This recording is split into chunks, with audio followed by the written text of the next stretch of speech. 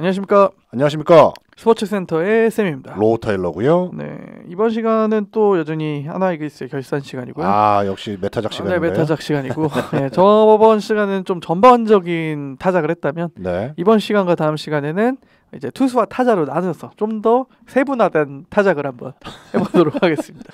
오늘 투수부터 오늘 하나요? 투수부터 합니다. 아, 누가 1빠딴가요? 일단 뭐 총평부터 네, 하겠습니다. 좋네요. 사실 류현진으로 시작해서 류현진으로 끝났다. 라고 하는 게 맞을 것 같아요. 그러니까 올해 시즌 2024년 시즌에 하나이글스 투수진은 그렇죠. 이게 류현진 선수가 지금 2013 시즌부터 그 메이저리그에서 2023 시즌이니까 11년 동안 뛰다가 돌아왔거든요. 네.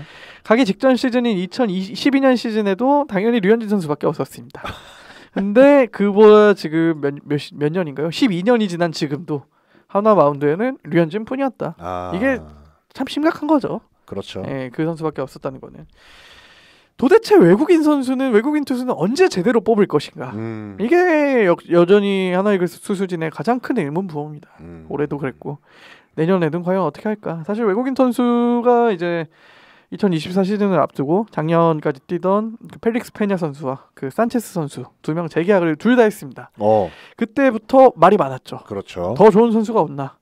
근데 역시나 두 선수 모두 중도 퇴출이 됐죠.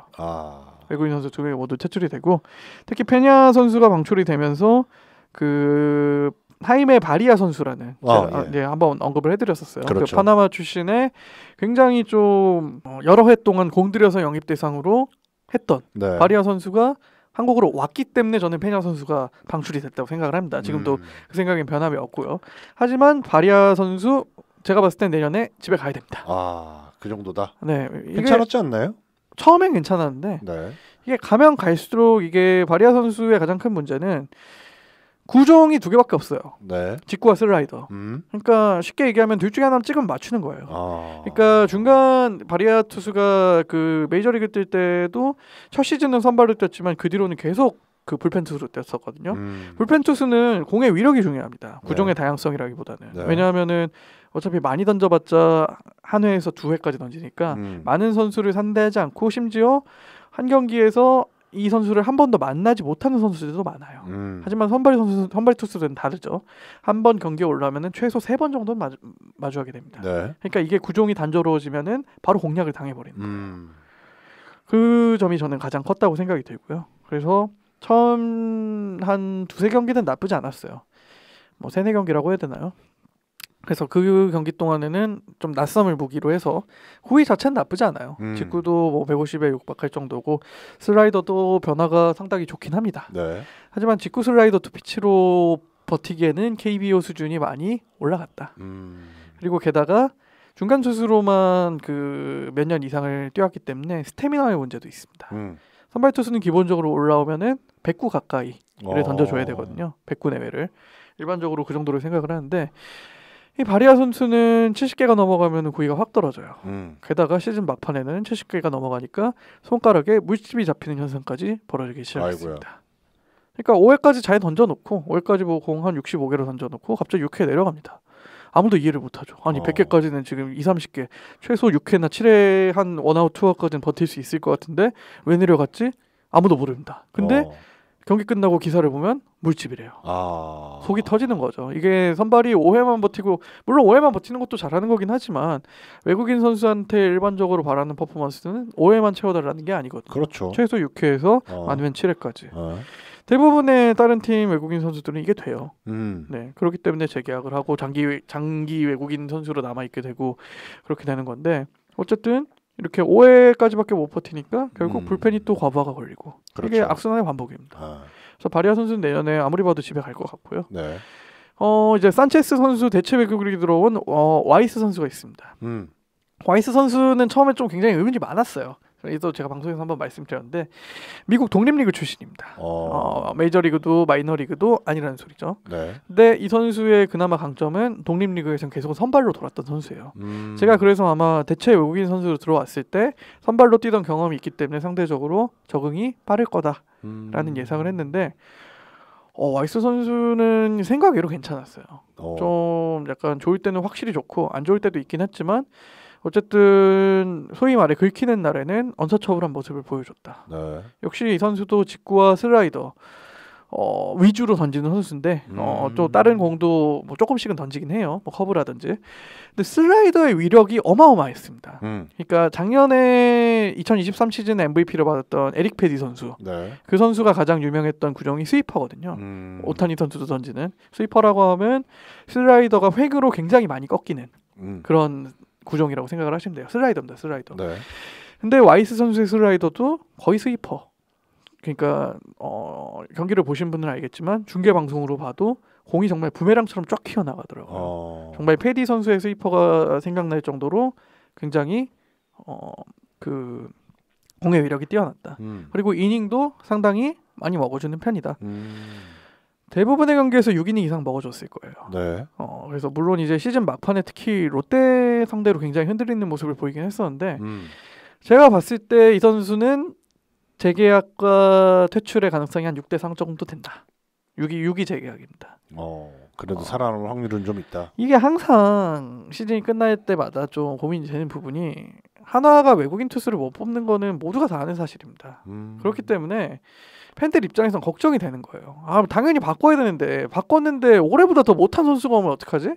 항상 이게 딜레마예요. 그것도 제주네요. 그러니까요. 이게 그래서 사실 그러니까 올해 초에 페냐 선수와 산체스 선수 재계약했을 때도 차라리 다행이라고 하는 사람도 많았어요. 그래도 이 선수들은 평타는 할 거다. 예측은 가능하다. 그렇죠. 하지만 평타도 못했죠. 그게 문제였는데 네. 어쨌든 둘 다 바꾸기에는 너무 하나 스카우트 팀을 믿을 수 없다. 네. 제 생각도 마찬가지고요. 그래도 와이스 선수는 함께 가야 되지 않을까라는 생각입니다. 저는 개인적으로는. 그렇죠. 어쨌든 외국인 투수가 이렇게 무너졌고 이거 되게 길게 가겠네요. 어쨌든 이거는 투수 2편, 타자 2편 이렇게 하겠습니다. 제가 말하다 보니까 너무 이게 분노의 찬발이 나와가지고 어쨌든 선발진은 말씀드렸듯이 그렇게 류현진 선수 혼자 버텼고 사실 또 시즌 외국인 선수 둘 다 무너졌고 올 시즌 초엔 또 문동주 선수도 사실 작년 신인왕 하나의 역할을 해줄 거라고 생각을 했는데 역시나 작년에 비해서 퇴보했다. 이거는 시즌 초부터 약간 잔부상에 시달렸었고요. 그리고 9월 초에 사실 5연패하면서 가을야구 도전이 완전히 끝났다고 했는데 사실 문동주 선수가 이때 부상으로 이때부터 등판을 못했어요.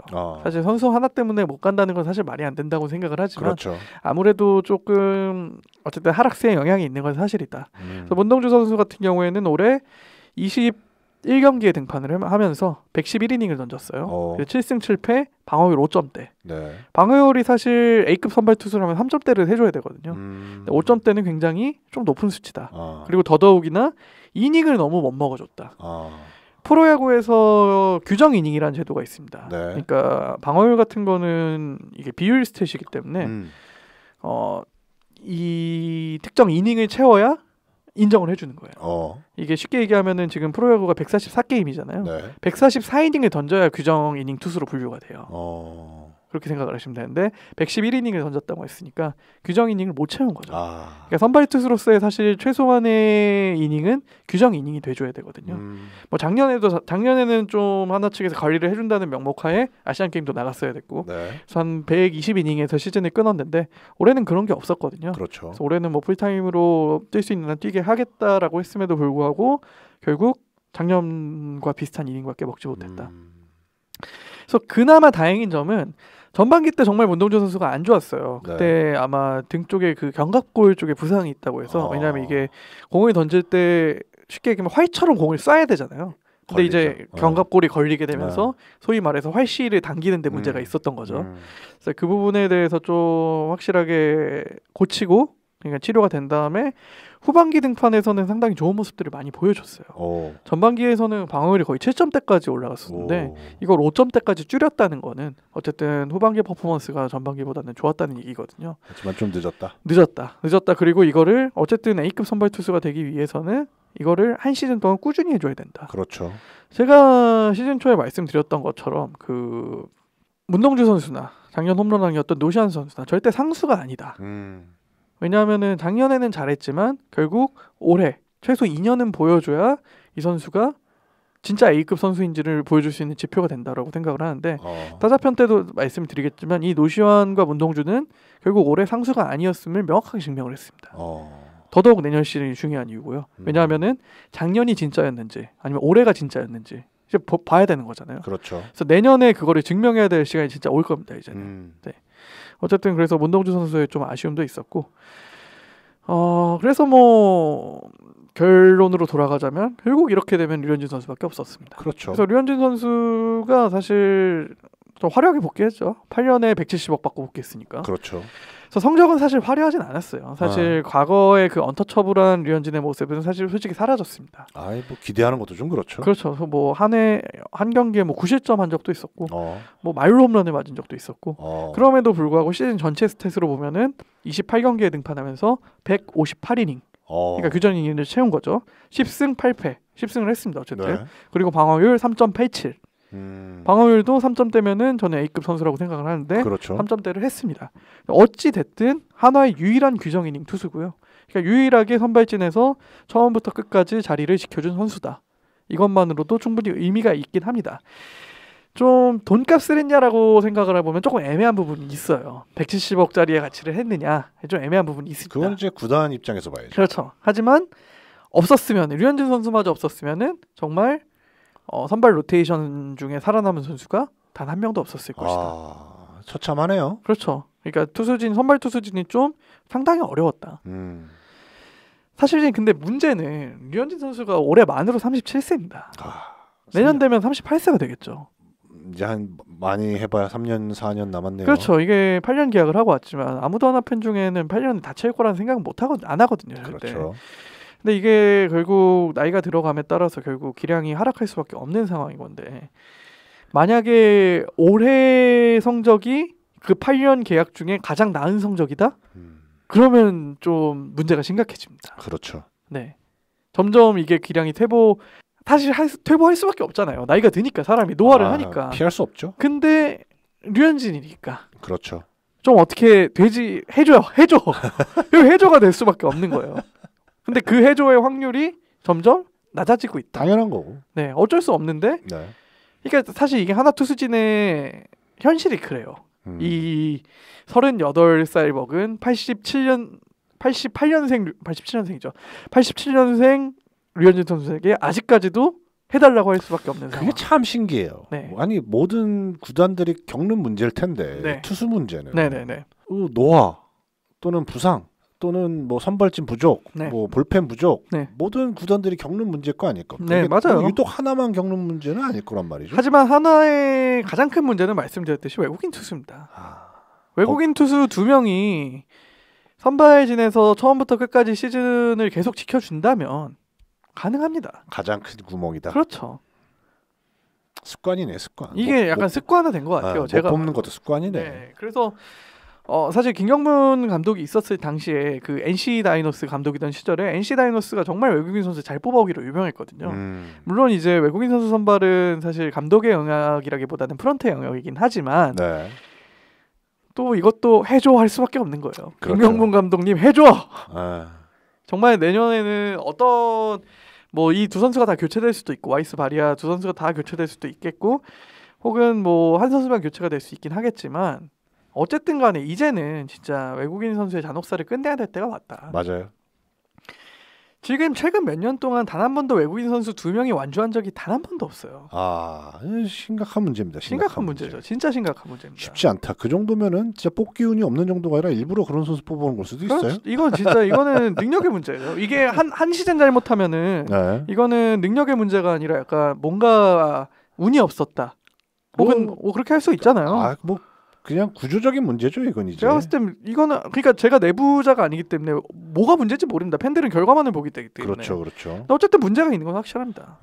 그래서 결국 내년 선발진을 위해서는 이 외국인 선수 중요하고요. 그리고 하나만 더 네. 말씀드리고 마무리할게요. 네. 그리고 올 시즌 초에 사실 하나 투수 중에 김민우 선수라는 투수가 있는데 도쿄올림픽 대표로도 갔다 왔었고 그 2021년도에 국내 최대 14승까지 했었으니까 네. 류현진 선수 오기 전에 국내 에이스라고 불리던 선수인데 올해 4월 초에 부상을 당해요. 올해 그러니까 FA 직전 시즌이라 정말 본인도 진짜 살도 많이 빼고 준비 잘했고 제가 시즌 초에 등판하는 거 봤을 때 진짜 구위가 예년과 다르다는 느낌을 받았었거든요. 근데 뭐 한 2경기 등판하고 시즌 아웃. 토미존 서저리 때문에. 그래서 이것도 좀 큽니다. 제가 봤을 때 김민우 선수 이탈도 굉장히 컸고 내년에 돌아오긴 하겠지만 사실 부상도 습관적이거든요. 맞아요. 네, 다친데 계속 다칩니다. 그렇기 때문에 좀 아무래도 이 김민우 선수 상수로 보기는 이제 힘들 것 같고 결국 류현진 선수가 해줄 만큼 해줘야 되고 외국인 선수 잘 뽑아야 되고 사실 그것만 해결돼도 5명의 선발진 중에 3명이 해결되는 거거든요. 그렇죠. 그 정도만 돼도 굉장히 사실 숨통이 트입니다. 전력이 확 올라갈 수 있다. 그럼요. 그래서 외국인 투수 가장 중요하다라고 언급을 하고 마치겠습니다. 그래서 원래 투수편 하나로 끝내려고 했는데 얘기하다 보니까 또 얘기가 많아지네요. 그래서 분이 풀리지 않는다. 네, 그래서 투수 1편으로 지금 선발 투수에 대해서 얘기를 했고 다음 시간에 불펜 투수 가지고 얘기하도록 하겠습니다. 좋습니다. 네, 매주 화요일마다 쌤의 스포츠센터 방송 팟빵에서 오디오 콘텐츠로 들어보실 수 있으시고요. 유튜브 쌤스타일러 채널에서 영상 콘텐츠로 만나보실 수 있으시니까 좋아요와 댓글, 구독 부탁드리도록 하겠습니다. 감사합니다, 여러분. 감사합니다.